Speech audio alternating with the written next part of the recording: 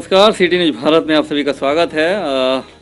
विशेष रूप से देखा जाए तो पूरे बिहार में नगर निकाय का चुनाव अब उसकी सरगर्मियां भी तेज हो गई हैं और विशेष रूप से तैयारियां भी जोरों शोर से शुरू हो गई हैं। जिस तरह से चुनाव आयोग धीरे धीरे आगे बढ़ रहा है अपनी तैयारियों में, वैसे ही जो भी प्रत्याशी हैं, चाहे वार्ड पार्षद कह लीजिए या फिर नगर चेयरमैन की बात कर लीजिए, तैयारियां जोरों शोर से हैं। कई प्रत्याशी सामने आ गए हैं। ऐसे में हमारे साथ सिवान नगर परिषद की पूर्व अध्यक्ष अनुराधा गुप्ता जी हैं, इनसे बात करेंगे। ख़ास तौर पे अनुराधा गुप्ता भारतीय जनता पार्टी से भी काफ़ी अर्से से जुड़ी हैं, एक सक्रिय कार्यकर्ता के साथ सक्रिय नेता भी हैं।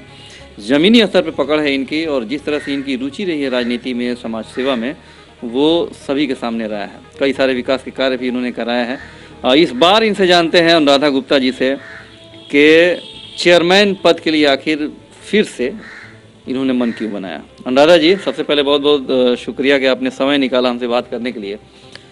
चेयरमैन पद के चुनाव के लिए आप खड़ी हो गई हैं और जिस तरह से जनसंपर्क अभियान भी आपका शुरू हो गया है, क्या कहेंगी इस चुनाव को लेके? कई प्रत्याशी मैदान में हैं। सबसे पहले तो आपके चैनल के माध्यम से आपके चैनल के सभी दर्शकों को एवं आपके चैनल को धन्यवाद देती हूँ कि आपने मेरा स्टेटमेंट लेने के लिए यहाँ पे उपस्थित हुए हैं।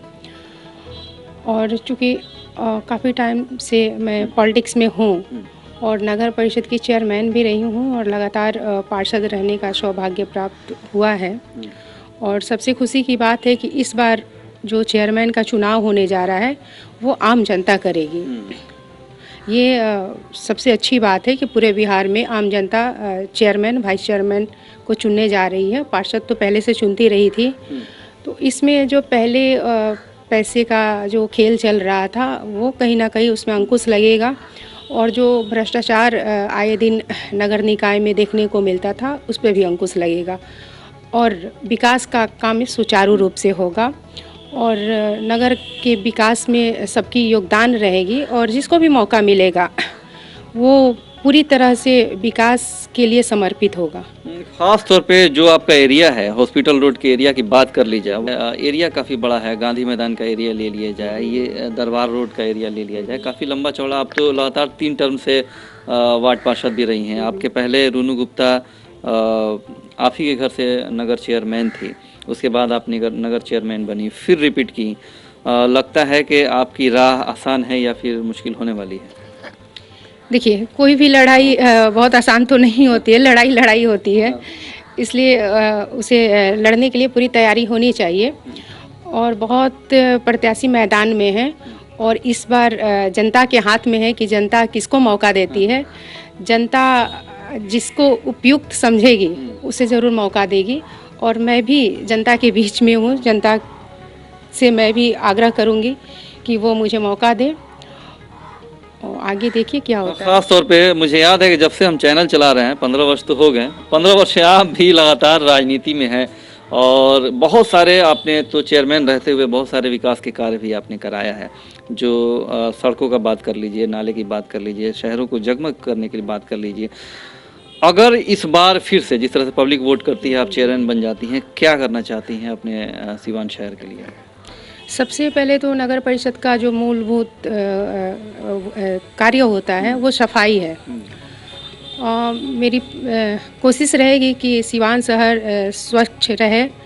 आए दिन जो रोड के किनारे कूड़ा कामबार दिखाई देता है और उसको लेके आए दिन नगर परिषद के कर्मचारी भी स्ट्राइक करते हैं। बहुत तरह का मामला आता है। कहीं पता चलता है कि गांव वाले जब नगर परिषद के कर्मचारी किसी गांव के किनारे में कूड़ा गिराने जाते हैं तो गांव वाले उन्हें दौड़ाते हैं। कई तरह का विवाद होता है, तो उसको मैं सुलझाना चाहूँगी और अपने सिवान शहर को स्वच्छ बनाना चाहूँगी।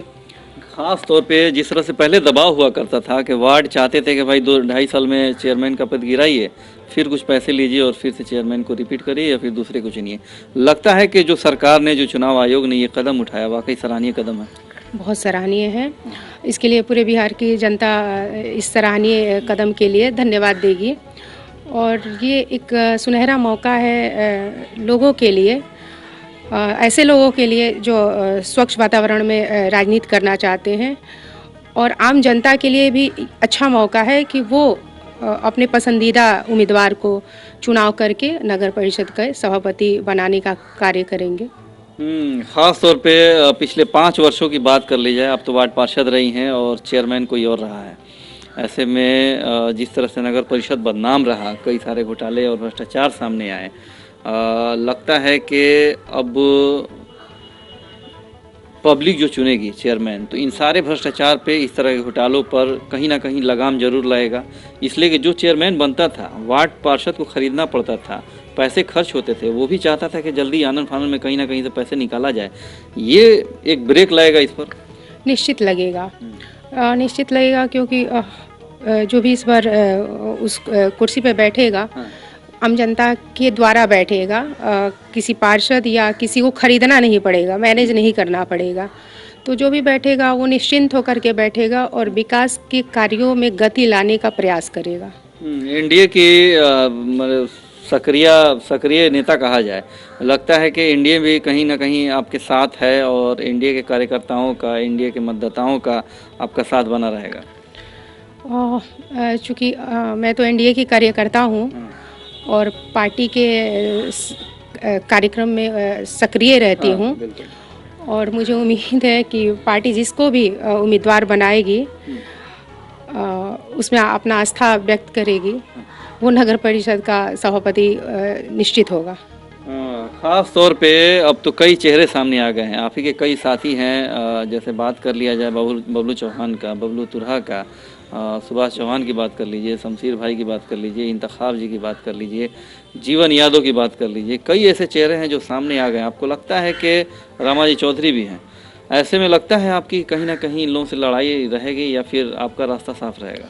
देखिए, मुझे लगता है कि लगभग 14-15 साल से मैं भी राजनीति में हूँ और आपने जो नाम बताया उसमें से अधिकांश लोग भी राजनीति में सक्रिय हैं और चुनाव लड़ने का सबका अधिकार है और सभी लड़ भी रहे हैं और लड़ेंगे भी। और मैं आपको पहले भी बोली हूँ कि इस बार जनता के हाथ में है कि जनता किसको मौका दे रही है।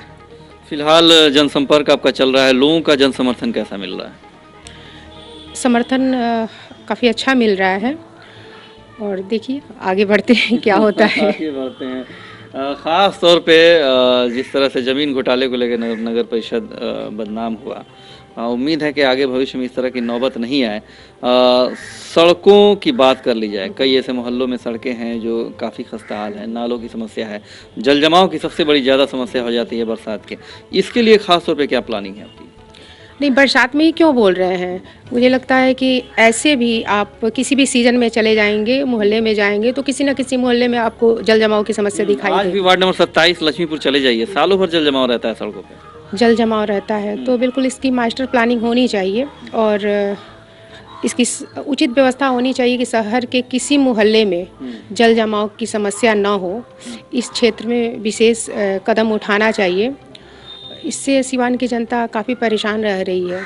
अभी तो मौसम भी नहीं है बारिश होने का, लेकिन आप चले जाएंगे पाल नगर में, वहाँ भी आपको जल जमाव दिख जाएगा। नई बस्ती में चले जाइए, उधर भी जल जमाव दिखेगा, जो कि नहीं होना चाहिए। तो इस क्षेत्र में विकास होना चाहिए।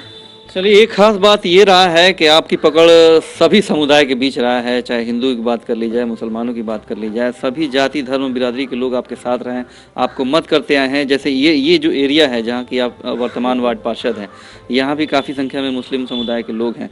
सारे लोग आपको बिना किसी भेदभाव के चुनते हैं। लगता है कि शहर के लोग भी काफ़ी संख्या में आबादी है, लगभग 2.25 लाख वोटर हैं इस बार जो चेयरमैन का चुनाव करेंगे। तो ऐसे में पूरे शहर के लोगों से, मतदाताओं से ख़ास तौर पे, इसलिए कि मई में चुनाव होने वाले हैं 2 चरणों में, अपील क्या करेंगे? सबसे पहले तो राजनीति में आने का मतलब होता है समाज सेवा। समाज सेवा का मतलब होता है कि आप किसी जाति समुदाय को विभाजित ना करें, भेदभाव ना करें, सबको लेके चलेंगे तो ही उसको पूर्ण रूप से समाज सेवा कहा जा सकता है। तो जब हम लोग उस क्षेत्र में, तो भेदभाव का कोई मतलब नहीं बनता है। किसी एक समुदाय को लेके आगे नहीं बढ़ा जा सकता है या समाज नहीं सुधारा जा सकता है। और मैं सिवान की जनता से अपील करूंगी कि मुझे एक बार मौका दें और मैं कोशिश करूंगी कि आपके उम्मीदों पे खरी उतरूं और सिवान के समुचित विकास में मैं अपना योगदान रखूंगी और जो भी सरकार की योजनाएं हैं उसे 100% लागू करने का प्रयास करूंगी। चलिए, बहुत बहुत धन्यवाद। ये थी अनुराधा गुप्ता जी, पूर्व नगर सभापति, वर्तमान वार्ड पार्षद। ख़ास तौर पे सबका साथ सबका विकास इनका मोटो है, उद्देश्य है। पहले भी ये चेयरमैन रह के काफ़ी ऐसे विकास का कार्य कराने का काम की हैं जो धरातल पर आज भी दिखता है। वर्तमान में वार्ड पार्षद है। उम्मीद है कि ये नगर सभापति बन के पूरे शहर को जगमग करने के साथ, साफ सफाई करने के साथ और सभी धर्म बिरादरी और लोगों को एक साथ लेकर धरातल पर विकास करने का काम करेंगे। फिलहाल के लिए पूरी सिटी न्यूज़ टीम को दीजिए इजाज़त। नमस्कार।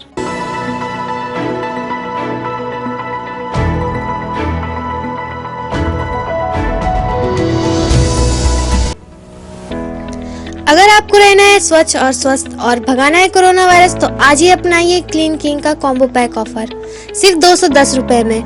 ये बचाए आपको कोरोना वायरस के साथ सभी प्रकार की गंदगी से और रखे आपके घर, बाथरूम, बर्तन और हाथों को बिल्कुल साफ और स्वच्छ।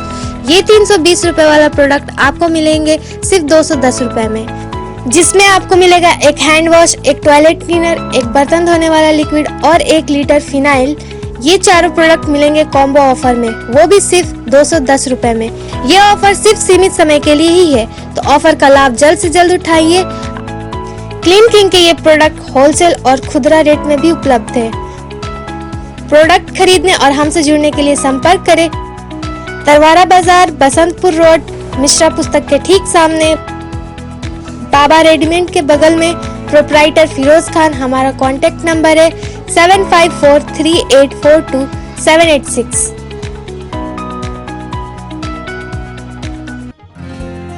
Farhat traders, building construction and material suppliers. हमारा पता है सिसवन ढाला, नजदीक बस स्टैंड, सिवान। हमारे यहाँ बालू, सीमेंट, ईंट, छड़, गिट्टी एवं बिल्डिंग कंस्ट्रक्शन के सभी सामान उचित मूल्य पर उपलब्ध है। साथ ही सभी कंपनियों के सीमेंट, गिट्टी के अलग अलग वैरायटी, इसके अलावा छड़ में Jindal diamond, Jindal panther, captain TMT, Tata steel एवं सभी कंपनी के छड़ उपलब्ध हैं।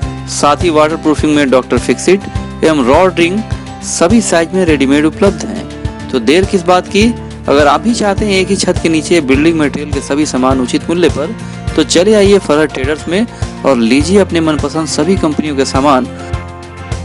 हमारा पता है फरहत ट्रेडर्स, सिसवन ढाला, नजदीक बस स्टैंड, सिवान। हमारा कॉन्टेक्ट नंबर है 7717756586 एंड 9006488822।